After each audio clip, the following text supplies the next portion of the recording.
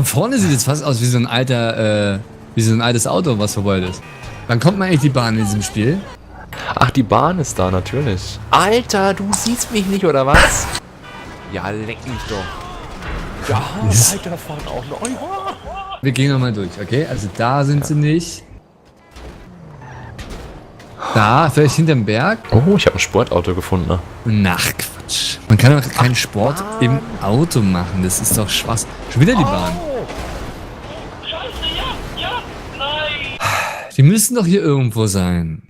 Au. Alter, rechne!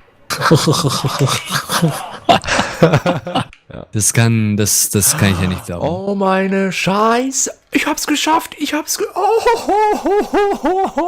Ich bin auf dem Zug. Hör auf.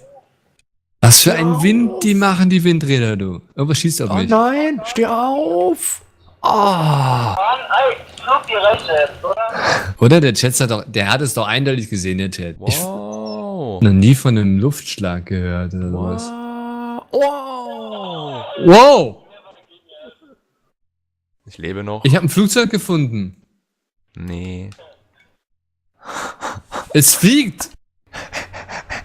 Wo sind die Wind... Oh, der Spexter sieht die Windräder immer noch nicht. Das ist ja großartig. Der Ghosttimer Ja, kann es ja nicht machen, weil der greift gerade einen Transporter an. Ja. Ey, ich greife das kein Transporter an.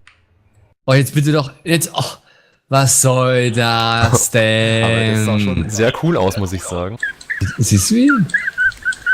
Oh! Wo bringst du denn mich um? Ich dachte, du schießt auf mich. Also. Nein! Du bist so ein Wichser, ey! Ich voll... Oh, fuck. Oh. Vielleicht. Das ist wie Flappy Bird gerade so ein bisschen.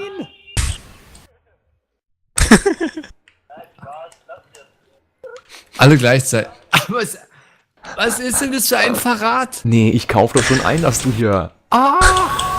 War er fast oben, ist doch ärgerlich, Mensch. Ja, nee. bring ihn um, schnell! Nein! Oh, schön, hey. Wie ist denn da hingekommen?